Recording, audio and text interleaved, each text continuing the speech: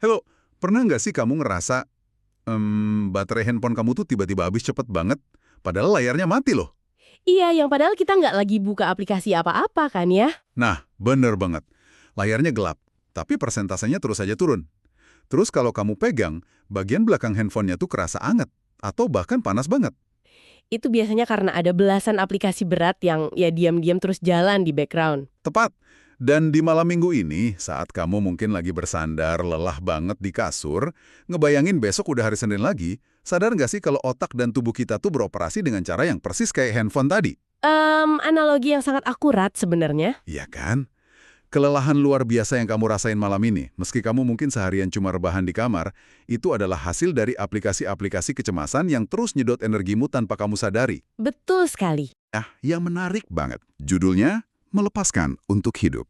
Kita mau bongkar apa yang sebenarnya terjadi di dalam kepala kita. Dan tujuannya bukan buat belajar teori berat ya malam ini. Tentu enggak. Kita cuma mau nemuin kelegaan, ngebahas bahwa melepaskan atau letting go itu bukanlah sebuah kekalahan.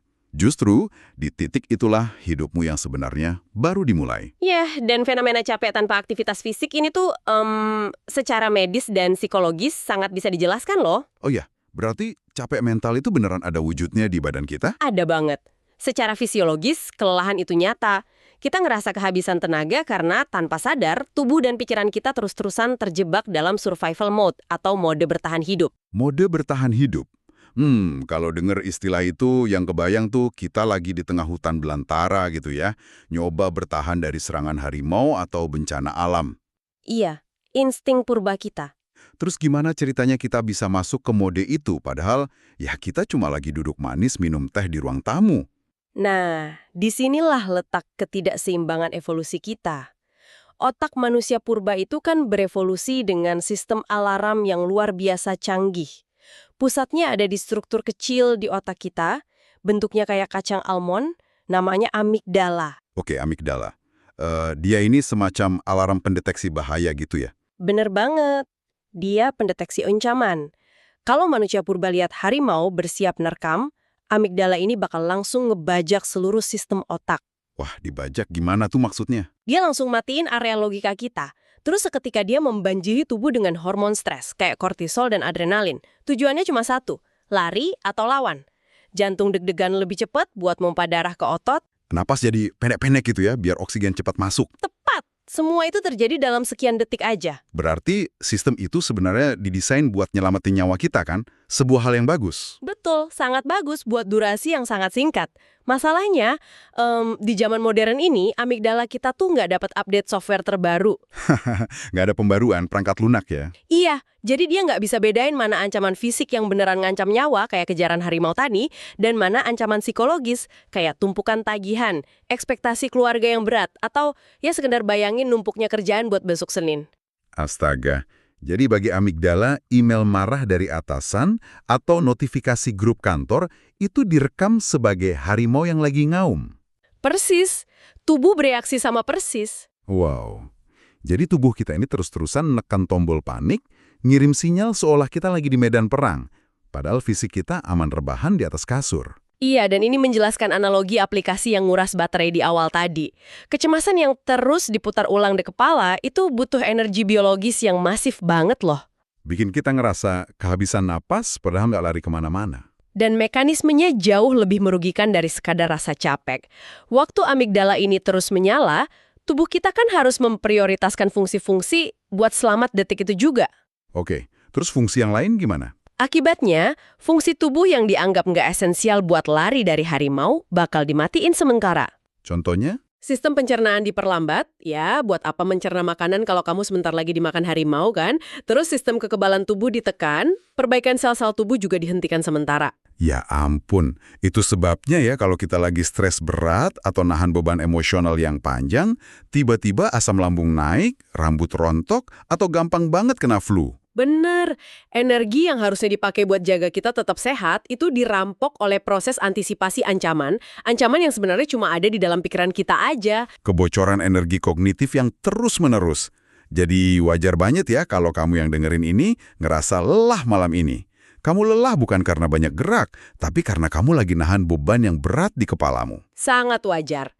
Otak kita secara harfiah ngabisin cadangan glukosa cuma buat pertahanin status siaga 1 ini. Oke. Kalau nahan beban itu ngerusak sistem tubuh kita sedemikian rupa, pertanyaannya kan bermuara pada satu hal, melepaskan. Tapi tunggu dulu, saya pengen kita sedikit kritis di sini.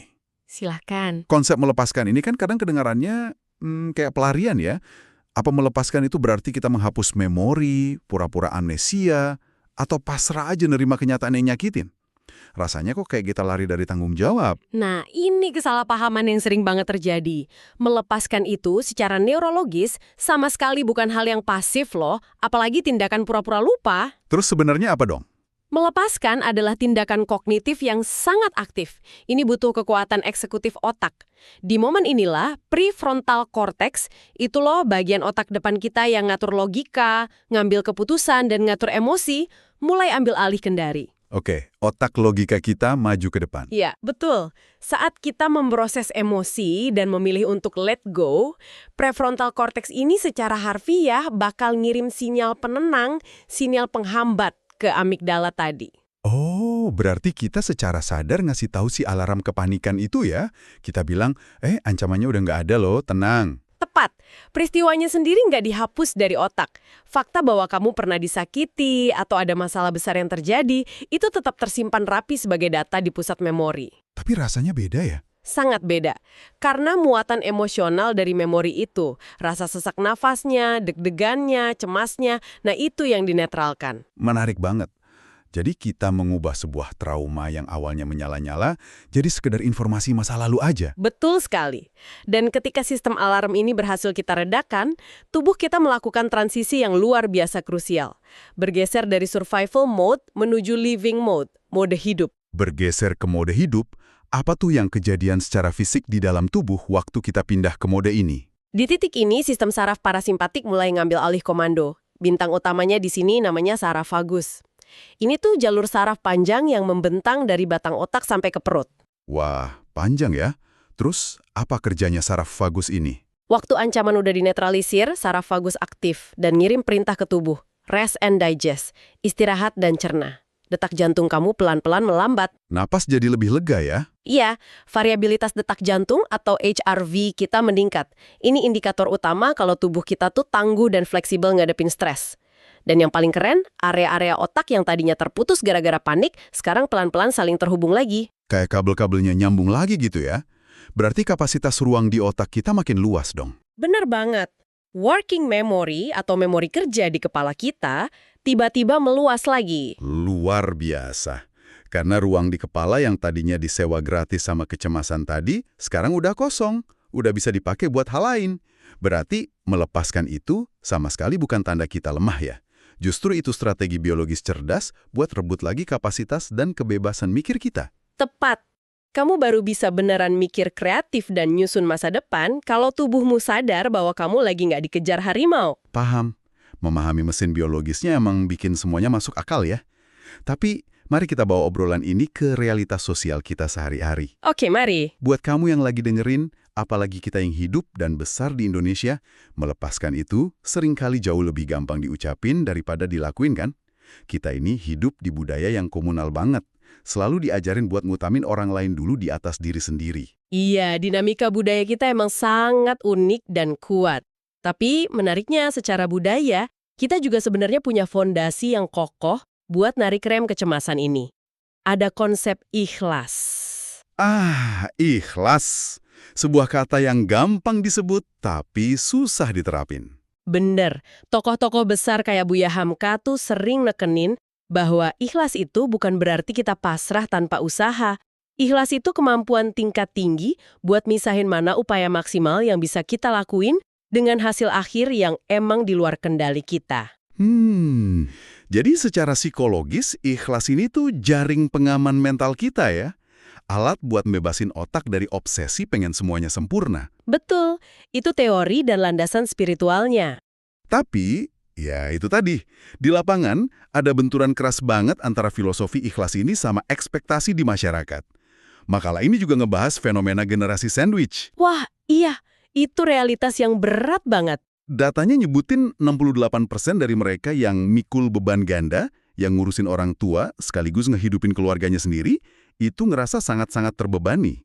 Bahkan 65%-nya nunjukin gejala klinis depresi. Angka yang bikin miris ya, fenomena generasi sandwich ini nyiptain apa yang di psikologi disebut cognitive overload, beban kognitif yang benar-benar berlebihan. Amigdala mereka nyala terus ya. Nyala terus-terusan, dipicu oleh rasa bersalah yang ditanam dari ekspektasi sosial. Nah, di sini saya mau nanya lagi soal konsep melepaskan tadi. Kalau orang yang posisinya sebagai generasi sandwich mutusin buat, oke, saya mau melepaskan, bukannya itu nanti malah kesannya dia nelantarin keluarga? Batasannya di mana sih antara bikin batasan yang sehat sama jadi egois? Ini perbedaan yang sangat-sangat penting buat ditekankan. Melepaskan dalam konteks generasi sandwich itu bukan berarti melepaskan tanggung jawab finansial atau ninggalin orang tuanya, sama sekali bukan.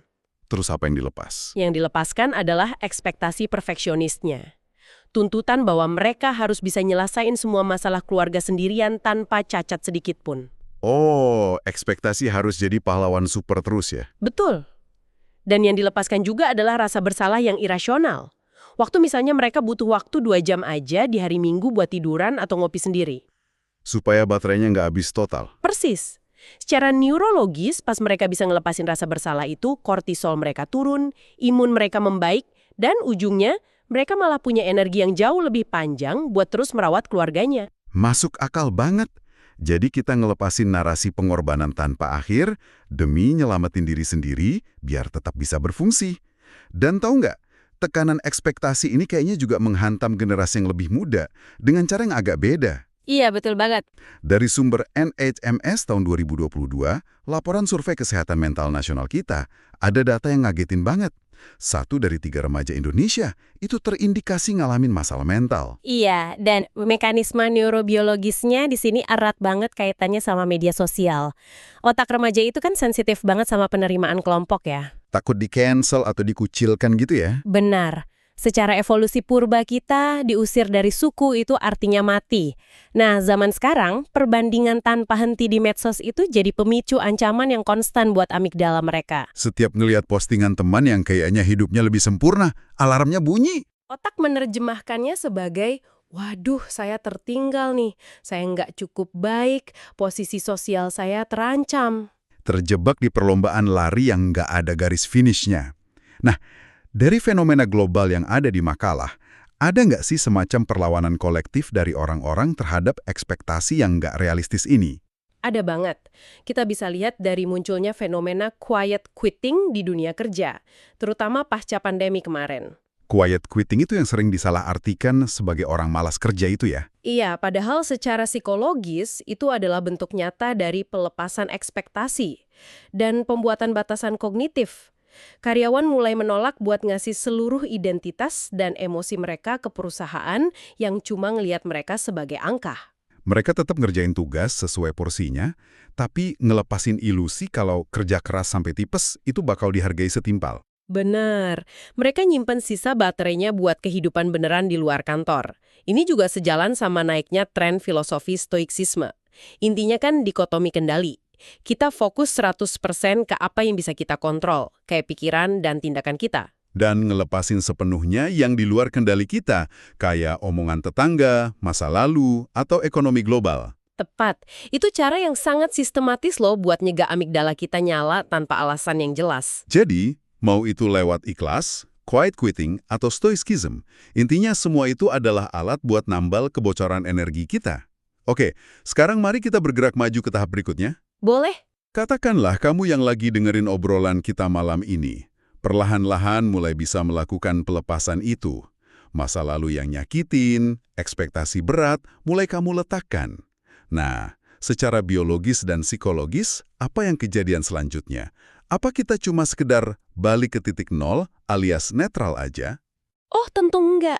Manusia itu jauh lebih dinamis. Di literatur psikologi, ada satu temuan luar biasa yang namanya post-traumatic growth atau pertumbuhan pasca trauma. Kita seringnya dengar trauma yang bikin rusak ya, kayak PTSD. Jarang banget dengar trauma yang bikin tumbuh. Bener. Padahal manusia punya kapasitas luar biasa buat tumbuh ngelampain titik awal mereka sebelum trauma itu terjadi loh. Wow! Gimana tuh prosesnya di dalam otak kita? Saat seseorang berhasil ngelepasin identitas lamanya sebagai korban dan mulai merangkai cerita baru tentang apa yang mereka alamin, otak itu secara fisik merespon.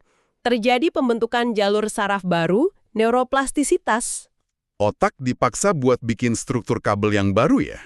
Betul, kerangka pemahaman dunia mereka jadi lebih luas dan tangguh. Dari hasil pemindaian otak individu yang ngalamin post-traumatic growth ini, kelihatan banget ada peningkatan konektivitas di prefrontal cortex mereka. Yang bagian depan tadi ya? Berarti mereka secara harfiah jadi lebih bijaksana. Bukan cuma kiasan loh ini. Bukan kiasan sama sekali, kapasitas empati mereka beneran meluas, mereka jauh lebih jago ngatur emosi, dan kemampuan memecahkan masalahnya naik tajam. Luka yang mereka lepaskan itu nggak hilang gitu aja, tapi diolah jadi antibodi psikologis. Masa lalu berhenti menjadi penjara dan mulai berfungsi sebagai guru. Duh, itu melegakan banget buat didengar. Memvalidasi bahwa kalaupun kamu ngerasa hancur sekarang, kehancuran itu bisa banget jadi bahan baku buat ngebentuk otak kamu jadi versi yang jauh lebih kuat. Benar banget. Sekarang, saya pengen narik semua teori luar biasa ini langsung ke momen malam ini juga. Buat kamu yang lagi ada di atas kasur, tapi mungkin dadanya masih berdebar agak kencang karena kepikiran kerjaan besok. Gimana sih cara praktisnya buat matiin mesin amigdala malam ini juga, supaya kita bisa tidur nyenyak? Makalah ini ngasih beberapa intervensi yang sangat praktis. Salah satunya dari pendekatan ACT, Acceptance and Commitment Therapy. Oke, pendekatannya gimana tuh? Terapi ini tuh unik karena dia nggak fokus nyuruh kita ngehapus pikiran negatif, tapi ngajarin gimana cara kita ngubah hubungan kita sama pikiran itu. Ada satu teknik kognitif yang namanya metafora kereta sushi. Metafora kereta sushi. Maksudnya restoran sushi yang piringnya muter-muter di rel itu, kok bisa bikin tenang? Gini cara kerjanya. Coba kamu bayangin, kamu lagi duduk manis di depan ban berjalan restoran sushi itu. Setiap pikiran cemasmu soal hari Senin, entah itu deadline, cicilan, atau bos yang galak, itu adalah piring-piring sushi yang lewat satu persatu di depanmu. Oke, kebayang. Kesalahan terbesar kita selama ini adalah tiap ada piring pikiran buruk yang lewat, kita langsung refleks ngambil piring itu, kita makan. Sampai akhirnya itu ngeracunin perut kita. Kita libatin diri kita sama pikiran itu ya? Nah, ACT ini ngelatih metakognisi, kemampuan buat mengamati pikiran kita sendiri tanpa harus ikut campur di dalamnya. Ngasih jarak yang aman. Bener, tugasmu malam ini bukanlah ngebuang piring sushinya. Karena pikiran tuh bakal selalu lewat. Tugasmu cuma duduk diam di kasur, lihat piring bertuliskan takut besok Senin, itu datang mendekat, terus liatin aja dia lewat, menjauh, tanpa kamu ambil. Cuma diliatin aja ya piringnya lewat. Sambil di dalam hati kamu ganti struktur kalimatmu. Jangan bilang, aduh aku takut banget besok gagal. Terus diganti jadi gimana? Ubah jadi, saya menyadari bahwa otak saya sedang memproduksi pikiran tentang rasa takut akan kegagalan. Wah, saya menyadari bahwa otak saya memproduksi pikiran. Perubahan bahasanya kecil, tapi efeknya besar banget ya? Sangat besar. Karena dengan bilang gitu, kamu memposisikan diri sebagai pengamat. Kamu bukanlah pikiranmu. Itu langsung mutus rantai kepanikan di otak loh. Bener, ngasih jarak kognitif instan. Tapi gimana kalau kecemasannya udah keburu bikin napas pendek dan jantung deg-degan banget? Kalau udah kerasa di fisik, susah kan buat cuma ngamatin piring sushi imajiner? Kalau udah gitu, kita butuh intervensi mekanis buat narik paksa aliran darah keluar dari amigdala. Disinilah teknik grounding 54321 itu kepake banget. Ini teknik yang sering disaranin ya. Cari 5 benda, terus 4 tekstur, dan seterusnya. Cuma jujur aja nih, saya kadang mikir, kenapa sih cuma sekedar nyari benda di kamar bisa ngentiin serangan panik? Penjelasan biologisnya apa? Penjelasannya murni soal pengalihan sumber daya di dalam otak kita. Pas kamu panik, aliran darah dan energi listrik di kepalamu tuh terpusat semua di amigdala yang lagi sibuk ngebayangin ancaman besok. Padahal di kamarmu kan gak ada ancaman apa-apa. Otak lagi bikin film horor sendiri. Matamu untuk nyari 5 benda di kamar, misal lihat selimut, lihat lampu, terus memaksa tanganmu ngerasain 4 hal, misal rasain suhu bantal, itu kamu lagi narik paksa aliran darah keluar dari pusat kepanikan tadi. Oh, dialihin ke area otak yang ngurusin sensorik ya? Tepat. Darah dipaksa mengalir balik ke korteks visual, korteks sensorik, dan lobus frontal. Otak tuh nggak bisa ngerjain pemrosesan sensorik detail barengan sama mode panik level tinggi. Jadi kayak kita ngeribut paksa sistem komputer kita dengan masukin data dari dunia nyata detik ini juga. Iya, saat kamu ngerasain suhu ruangan atau dengar suara kipas angin, amigdala otomatis dapat sinyal yang jelas. Oh, nggak ada ancaman fisik nih di ruangan ini. Ya udah, alarmnya mereda. Luar biasa masuk akal, kita meretas perangkat keras otak kita sendiri. Terus, gimana dengan beban atau ingatan yang mungkin lebih dalam? Luka lama yang nggak bisa kelar cuma dengan liatin lampu kamar. Untuk memori jangka panjang yang belum beres, otak kita butuh yang namanya closure, penutupan psikologis. Salah satu alat paling ampuh dari makalah ini adalah menulis ekspresif atau nulis surat pelepasan. Nulis surat? Nggak harus puitis kan ini? Enggak, sama sekali. Ini bukan lomba sastra.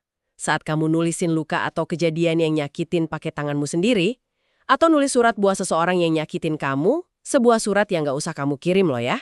Cuma buat diri sendiri aja. Betul. Proses nulis itu memaksa otak untuk menstrukturkan gumpalan emosi yang abstrak di otak kanan menjadi bahasa yang logis di otak kiri. Dari rasa sesak yang nggak jelas, jadi kalimat yang jelas. Tepat. Proses pemindahan ini ngasih sinyal ke pusat memori bahwa oke, peristiwa ini udah selesai dievaluasi. Otak lalu bakal mindahin file memori itu dari folder bahaya dan sedang terjadi ke folder masa lalu yang udah selesai. Itulah kenapa kita ngerasa plong abis nulis. Memindahkan beban dari saraf kita, numpahinnya ke atas kertas. Sangat melegakan. Dan pastinya, buat kamu yang ngerasa beban ini rasanya terlalu kusut dan rumit buat diurai sendirian di atas kertas, ada satu fakta biologis terakhir yang harus kamu tahu malam ini. Kamu tuh nggak diciptain buat nanggung semuanya sendirian. Bener banget. Dukungan sosial itu bukan cuma soal wejangan moral loh. Ini kebutuhan neurobiologis manusia. Tubuh kita emang butuh orang ya? Saat kita bisa nyeritain beban kita ke orang yang tepat, ke komunitas yang aman tanpa menghakimi, kelenjar di otak kita langsung memproduksi hormon oksitosin. Hormon pelukan, hormon ikatan sosial. Dan yang jarang disadari, oksitosin ini bertindak sebagai rem alami buat amigdala kita. Kehadiran teman yang empati itu secara fisik menurunkan kadar kortisol di darahmu.